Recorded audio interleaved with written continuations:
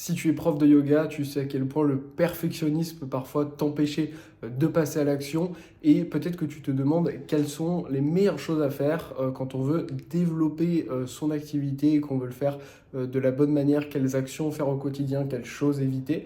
Eh bien, juste après dans cette vidéo, je vais te partager un extrait de Flavien, un coach de notre académie qui est spécialisé dans tout ce qui est lié à la performance. Il est d'ailleurs vice-champion du monde de Spartan Race. Et dans cette vidéo, ça fait maintenant des mois et des mois qu'il suit des profs de yoga qui développent leur activité. Et il va te partager à la fois les 3 points communs qui font qu'un prof de yoga réussit, après lui avoir accompagné des dizaines de profs de yoga au sein de notre académie. Et il va te partager derrière les 8 points communs qui font que généralement les entrepreneurs vont pouvoir se développer grâce à de nombreuses astuces et hacks de productivité au quotidien. Donc je te laisse avec Flavien. Deuxième chose, du coup, que j'ai essayé d'identifier 3 points communs parmi les élèves du coup, qui réussissent. Donc, ça fait quelques mois que je vous ai en suivi. Premier point, du coup, c'est qu'ils agissent déjà même quand ce n'est pas parfait. Donc, on met l'ego de côté et on agit même quand ce n'est pas parfait. C'est-à-dire, on construit une colonne vertébrale, on sait que la vidéo elle n'est pas parfaite, il n'y a pas forcément de montage. Tant que le son est bon, tant qu'on me voit bien, on sait que je vais pouvoir faire progresser mes élèves, délivrer un résultat. Au final, je n'ai pas besoin de tout faire parfait. Au début, souvent, on a tendance à se dire « faut vraiment que je fasse tout parfait, mes vidéos, comme je vous ai dit, tout doit être nickel », mais c'est vraiment pas vrai. Il y a besoin juste d'une colonne vertébrale, comme au final, je vous l'ai démontré avec le programme de perte de poids, où il y a des milliers et milliers de personnes qui sont à l'intérieur. Deuxième chose, c'est que les élèves qui réussissent, ils posent déjà des questions. En général, il y en a, j'ai souvent besoin d'aller moi-même poser des questions. Comment ça va? Comment tu as avancé? En général, tous les élèves qui réussissent, c'est eux qui me posent des questions durant la semaine. Nous, on est là pour vous répondre, pour vous aider. Donc vraiment, posez des questions. Restez pas quand vous avez des problématiques ou des doutes de votre côté, dans votre coin. Troisième point, c'est que ça, c'est plus un état d'esprit, c'est qui transforme les grandes étapes en micro-actions faciles à exécuter. C'est-à-dire, si je fais une métaphore plus sur le côté physique, je vous dis là, vous allez partir sur 4 jours de randonnée, vous avez une montagne immense à monter, la pente est immense, il y a des montées dans tous les sens, des fois je vais vous donner des gros sacs à dos pour monter, ça va être difficile. Si vous découpez ça matinée par matinée, donc ça fait sur 4 jours, 8 matinées, ça va mentalement passer largement mieux quand on va vous le présenter, si je vous présente matinée par matinée que tout le truc d'un coup. Au final, c'est un peu pareil avec votre business. Si vous prenez vraiment étape par étape, au lieu de vous dire, OK, au début, ça peut vous paraître gros, j'ai toute ma première semaine à tourner ou tout mon programme à faire. Si vous prenez vraiment étape par étape, OK, je vais tourner aujourd'hui mes 2 premières vidéos de ma première semaine. Ce matin, là, j'ai un créneau. Voilà, on commence, on a de l'envie que directement, si on se dit, OK, j'ai tout mon programme à monter, là, je vais faire ce matin tout mon challenge, toute ma première semaine.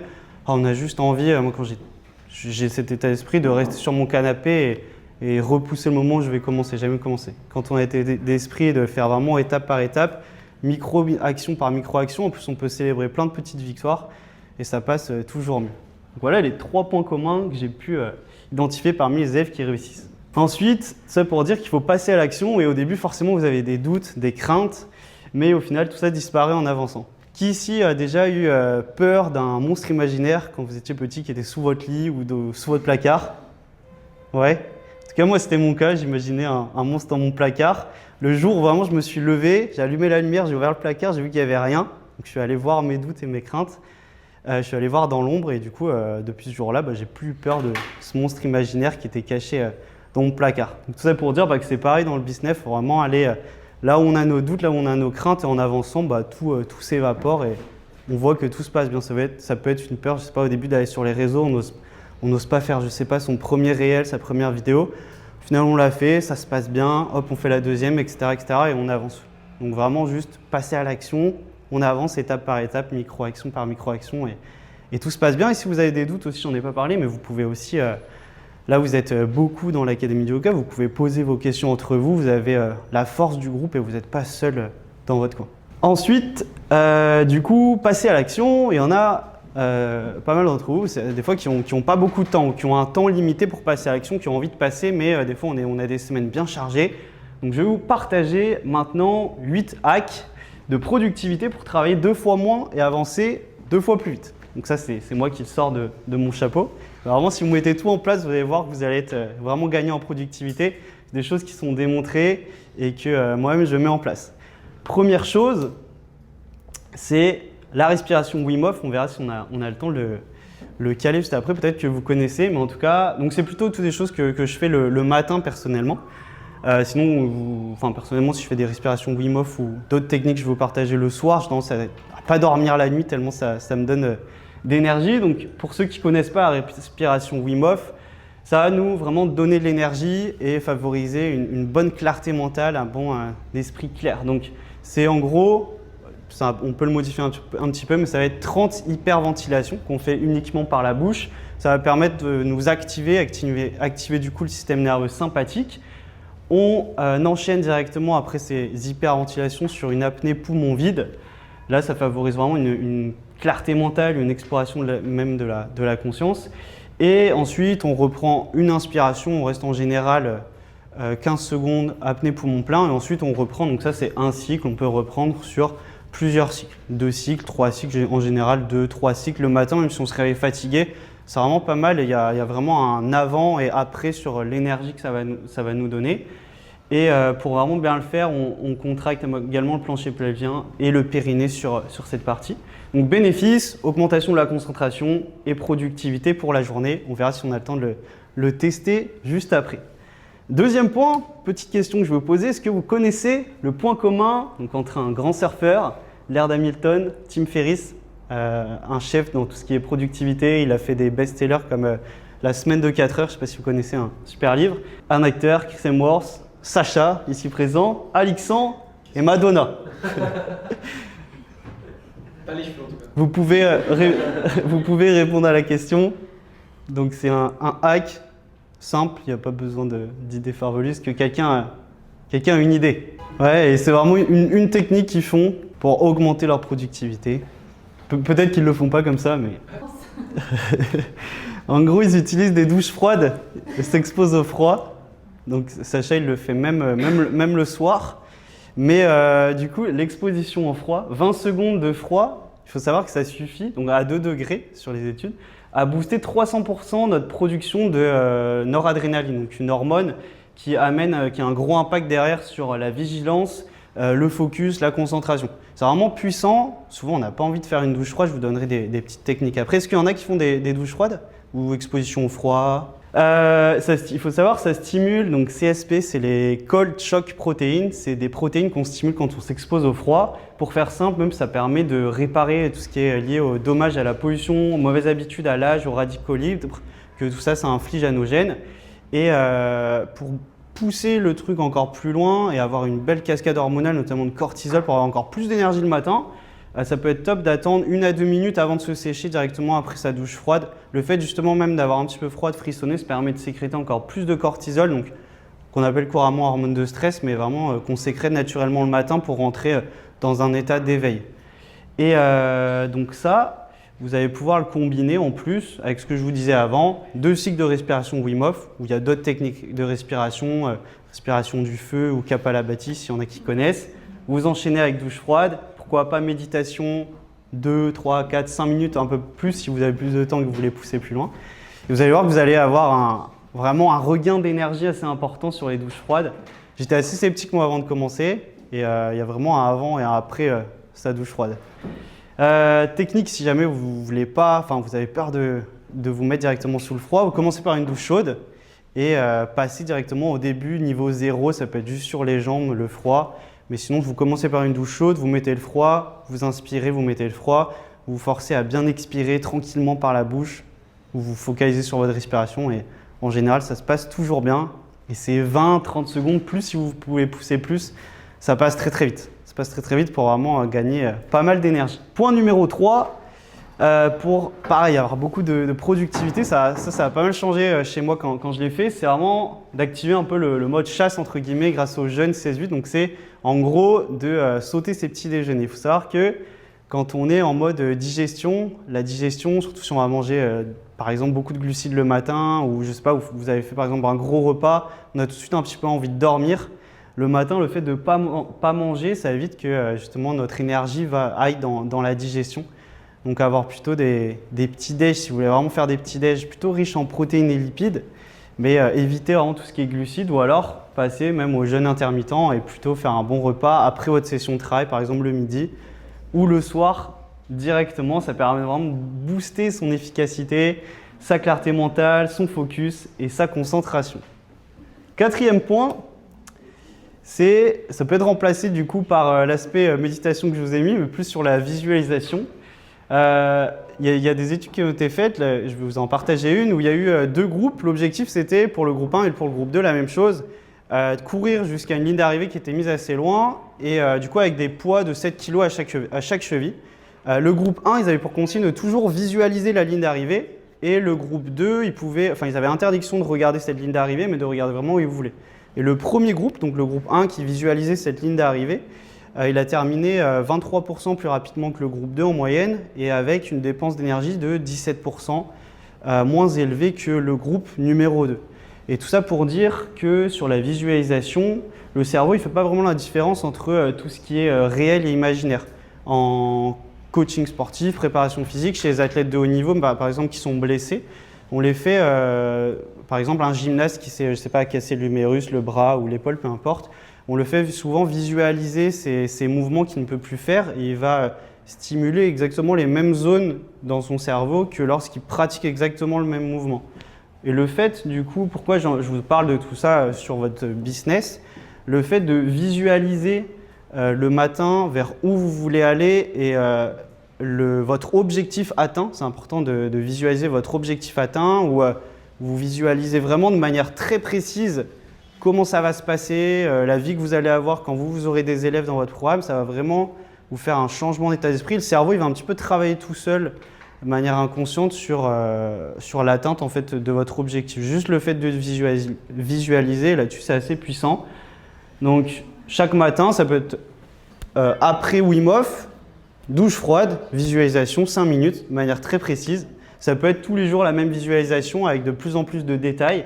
Ça va vous booster sur en plus la motivation. On sécrète en plus de l'hormone du bonheur et ça permet aussi de réduire le stress et l'anxiété. Voilà pour le 4e point. 5e point, petite question. Est-ce que vous connaissez le point commun vraiment des entrepreneurs qui sont débordés? Ouais. Qu'est-ce qu'ils font quand ils commencent leur journée? Imaginez un entrepreneur, il est débordé. Ça peut être la cause. Ouais. En gros, après il y a plein de bonnes réponses, mais c'est qu'il commence par trier ses mails et répondre directement à ses mails plutôt que de se concentrer sur la tâche principale qui le fera avancer. Donc la question qui peut être super intéressante à vous poser quand vous commencez le matin, c'est si vous ne deviez faire qu'une seule chose aujourd'hui pour être vraiment satisfait de votre journée et de votre travail accompli, qu'est-ce que serait cette tâche en fait? Si vous devez faire aujourd'hui qu'une seule action, le matin où vous vous levez, posez-vous cette question. Je ne pense pas que ce soit répondre à vos mails ou répondre à vos messages.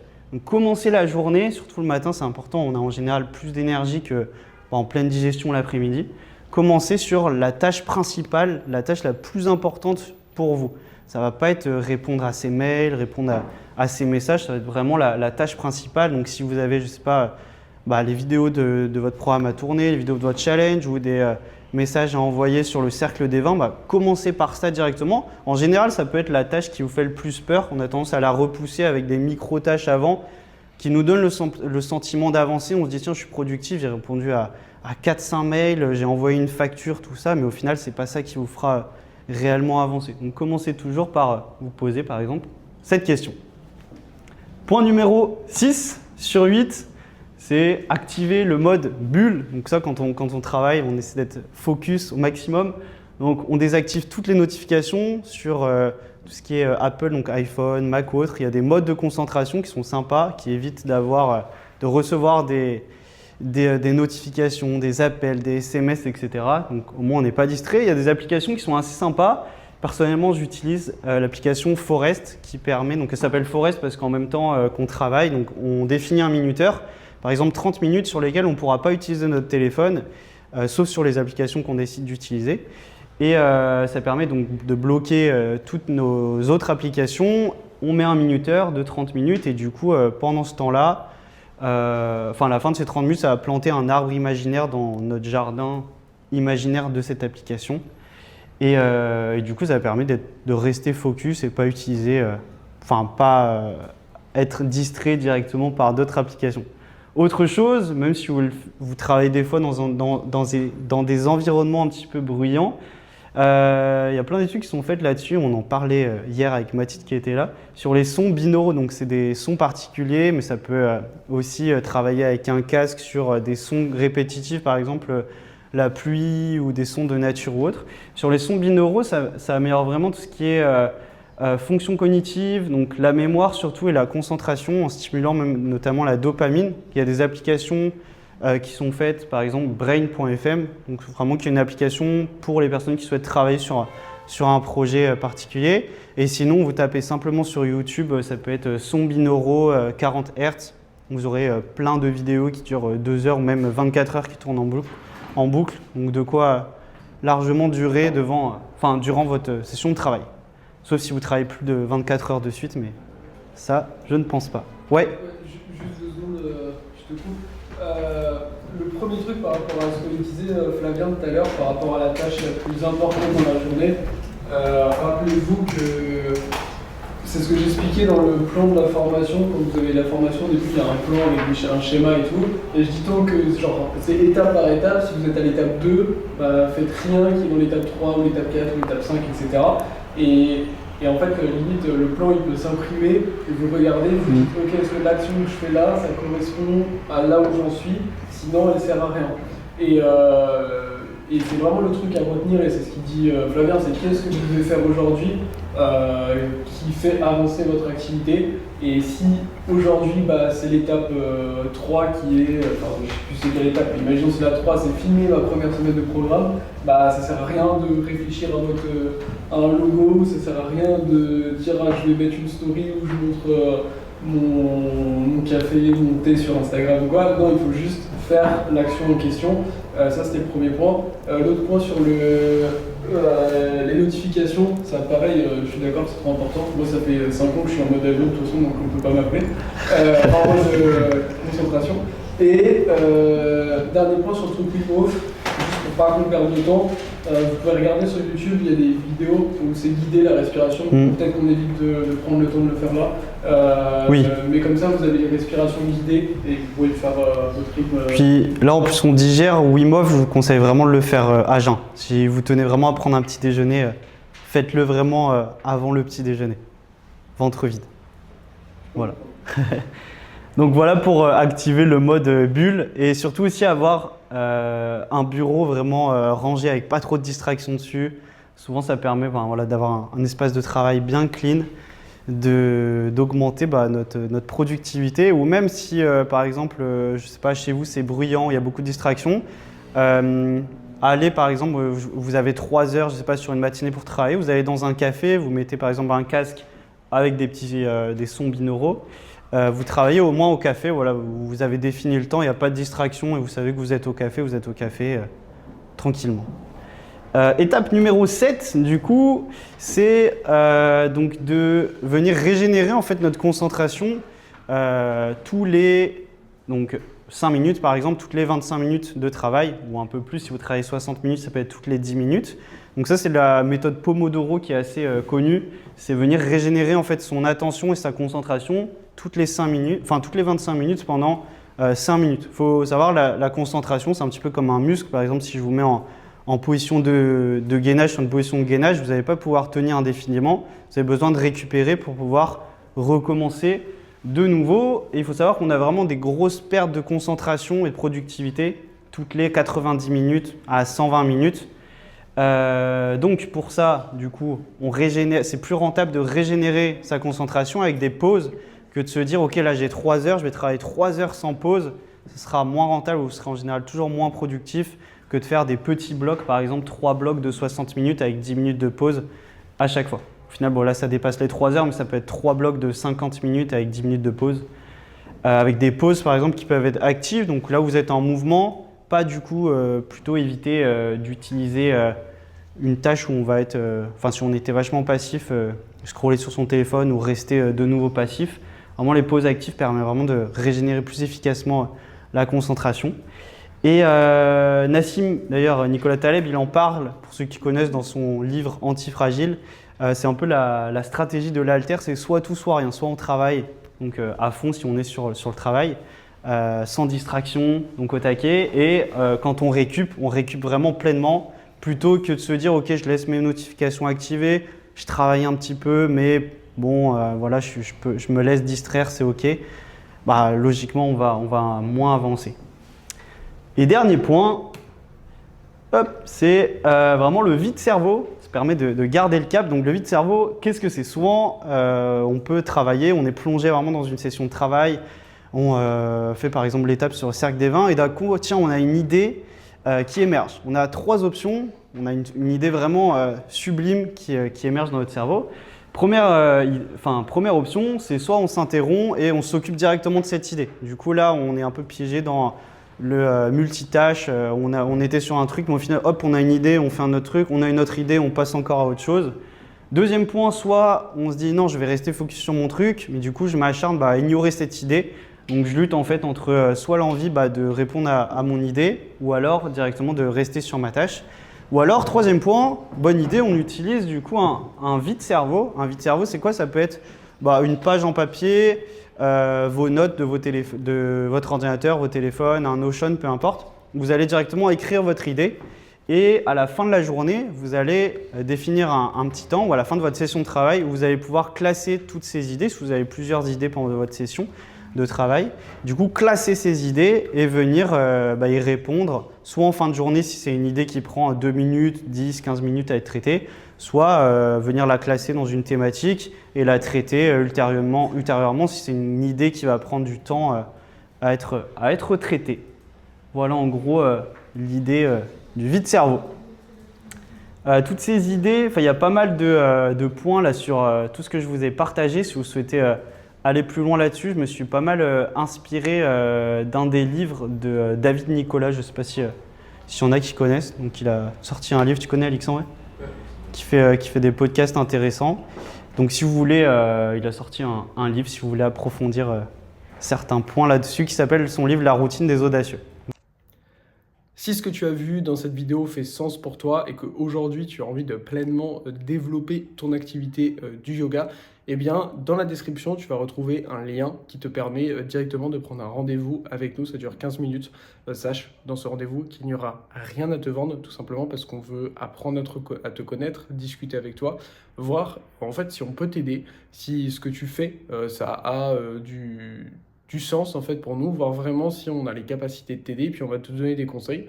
Et si on voit qu'on peut t'aider dans ce rendez-vous, on pourra te proposer un plan derrière personnalisé lors d'un autre rendez-vous. Mais ce premier rendez-vous est complètement gratuit, il n'y a rien à vendre. Donc si tu veux voir s'il reste des places cette semaine, je te laisse cliquer sur le lien dans la description.